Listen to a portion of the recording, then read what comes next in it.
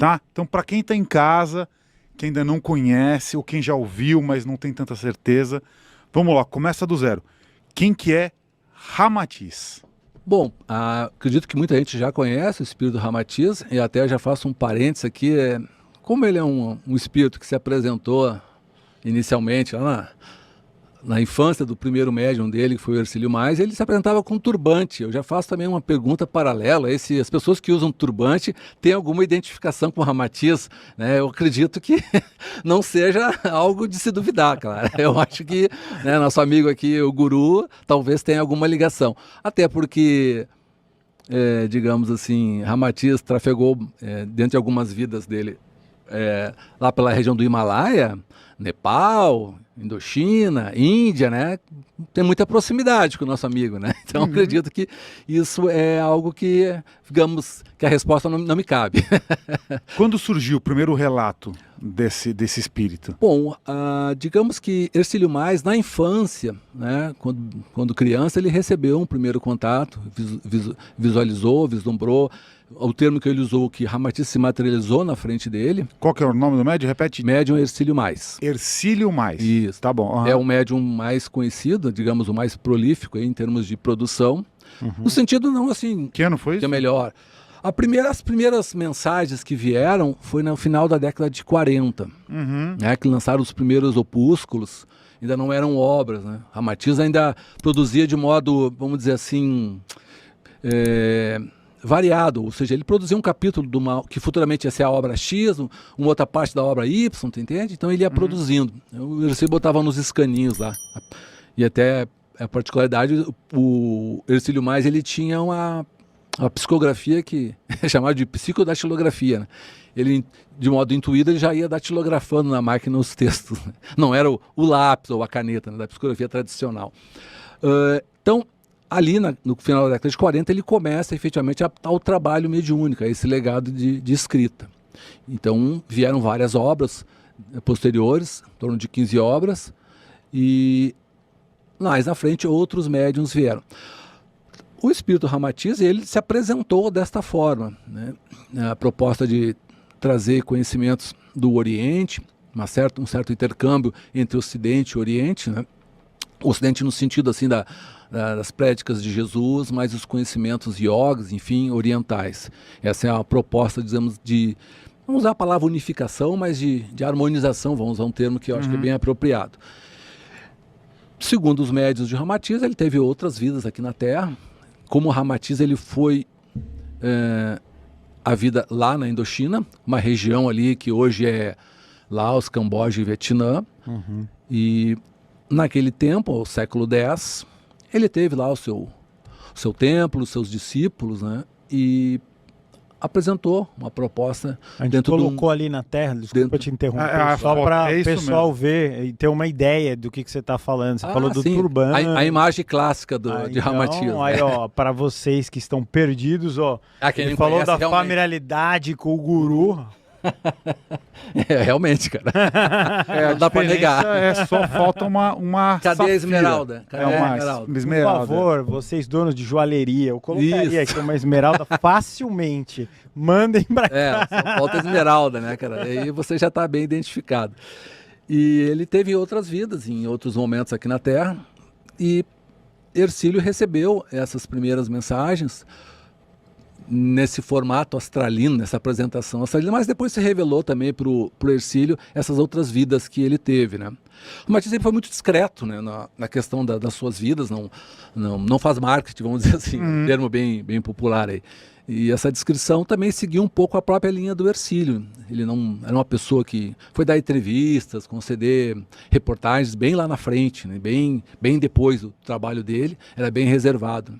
Isso até, como parênteses aí, aproveito, a gente reuniu uma série de conteúdos do legado de Hercílio, daquilo que se tem, né? Às vezes é difícil de conseguir, de revistas, de jornais, e temos hoje uma obrinha aí que é Recortes da Vida e da Obra de Hercílio Mais, recém-lançada.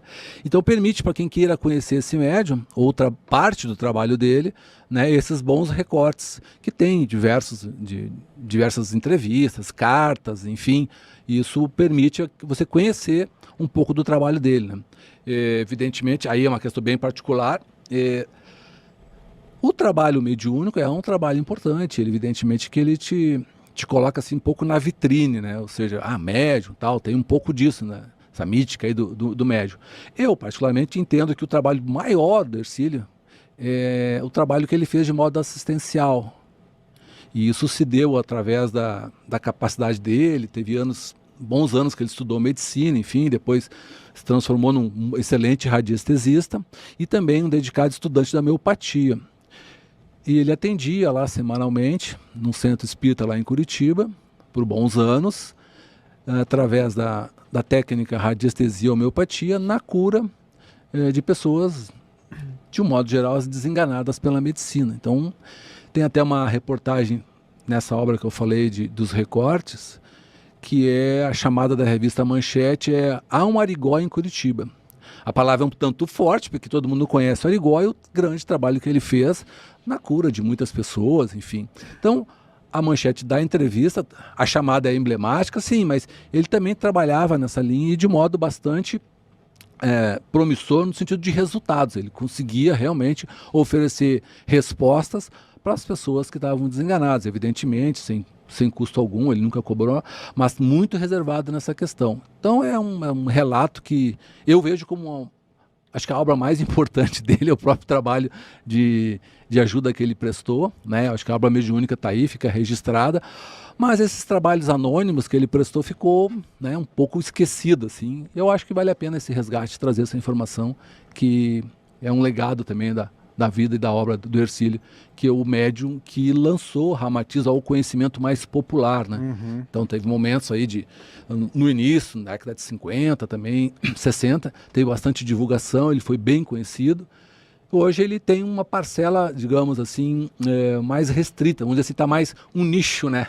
Na linha mais espiritualista, mais universalista. Mas ele é um espírito como qualquer outro, no sentido de trazer contribuição, de um modo a oferecer ao leitor da espiritualidade essas informações que cada um, dentro daquilo que percebe como importante, aquilo que toca, né? E se alinhar, digamos assim, a esse entendimento, essa compreensão, que não é uma compreensão nova, mas em muitos pontos é a questão de aprofundamento, de alargamento de alguns conteúdos, de conhecimentos, que muitas vezes algumas escolas ficam mais restritas, né? Elas são mais fechadas no sentido, assim, escolas que seguem a sua linha, por exemplo, o próprio Espiritismo tem uma linha bem não é uma palavra bem rígida, mas é bem direcionada, né? Esses conteúdos. Não deixa entrar nesse assunto, né? Não é isso. Assim, ou eles estudam sem contar para ninguém, né? Cara, embaixo da carteira, todo mundo...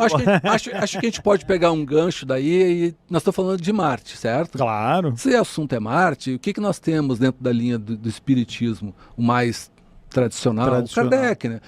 O Kardec tem uma posição não pessoal dele, ele tem uma posição condicional, ou seja, ele coloca o verbo no condicional. Então ele deixa bem claro isso, que segundo os espíritos, Marte, né, é um planeta mais atrasado que a Terra. Certamente, mas como atrasado, se tu está falando em quarta dimensão, e em tese quarta dimensão é uma coisa mais evoluída, né? Melhor, né? Sim, de parte desse pressuposto. Bom, essa fonte é a fonte a qual Kardec se baseou. Ele fala segundo os espíritos, eu entendo que, como a conversa ali, a pergunta, ela tem esse caráter mais amplo, no sentido de que ele conversou com vários canais sobre os demais planetas, Júpiter, Saturno, enfim, dessa questão da habitabilidade. Então, e ele pega isso como elemento, né, para poder fazer uma análise mais genérica. Então, segundo os espíritos desses planetas. Mas não necessariamente que aí é o entendimento meu de que teve vários espíritos falando sobre Marte. Eu não tenho esse entendimento. A fonte que ele coloca para nós, que faz parte até do estudo aqui, e por isso eu também me dedico, é um espírito, tão somente. Né? Ele deixa isso bem claro.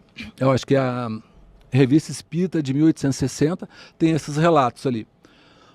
Bom, segundo esses relatos, se fosse Kardec, eu também colocaria. Segundo os espíritos, no caso, pelo menos esse aqui, Marte estaria ou está mais atrasado que a Terra.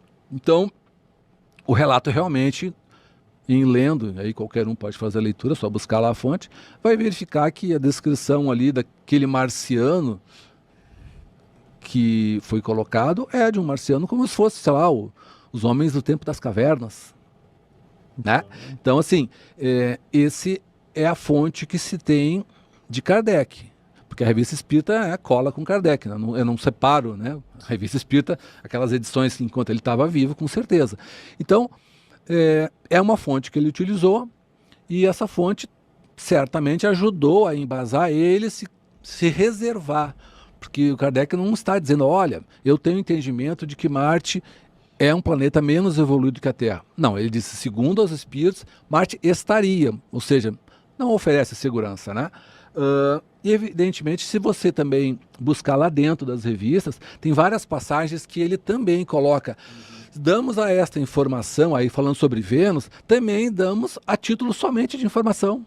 Ele não dá caráter definitivo. Então, a fonte em si de Kardec, ela tem essa limitação. Ele mesmo oferece olha, é uma reserva. Eu estou dizendo que, segundo essa fonte, pode estar, pode não estar, né? Estaria, né? Bom, o detalhe que eu acho interessante, quando quem se dedica a pesquisar ou se aprofundar no assunto, cabe buscar mais elementos que endossem tal tese ou endossem outra tese. Então, assim, quando eu comecei a buscar essas demais fontes, no sentido, é uma pergunta que incomoda. Tá ou não tá mais evoluído, né? Primeira coisa que já vem na mente da pessoa, né? Porque, tem uma fonte ali de Kardec, que é uma fonte muito segura, mas ele próprio Kardec não oferece segurança, então cabe ampliar isso aí.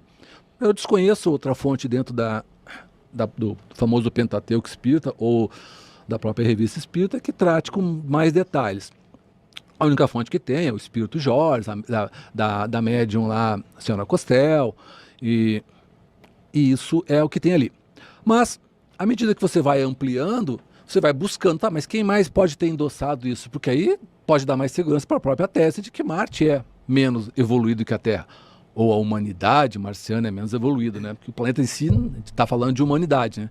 Mas eu vou te falar com toda certeza e segurança e humildade em dizer, eu não encontrei, todos esses anos de pesquisa, nenhuma fonte espiritual que dissesse Marte é menos evoluído que a Terra. A humanidade marciana está atrás. A humanidade marciana é tipo, sei lá, os terráqueos no tempo das cavernas. Eu não tenho nenhuma fonte que trate disso. E paro pelo outro lado, de outro lado, sim, aí, por isso tem essa obra de pesquisa que te traz variados elementos que endossam essa tese, né? Eu falo a palavra tese porque eu não posso afirmar e dar certeza, porque quem tem que dar essa certeza é a ciência. Sim. A ciência que oferece elementos. Se a própria ciência, de tempos em tempos, já faz as alterações devidas em função que era verdade ou que não é verdade, não, é papel dela, né? Dar essas certezas mais seguras, né? Obrigado por assistir. Aproveita para se inscrever e deixar seu joinha para ajudar o canal. Até a próxima.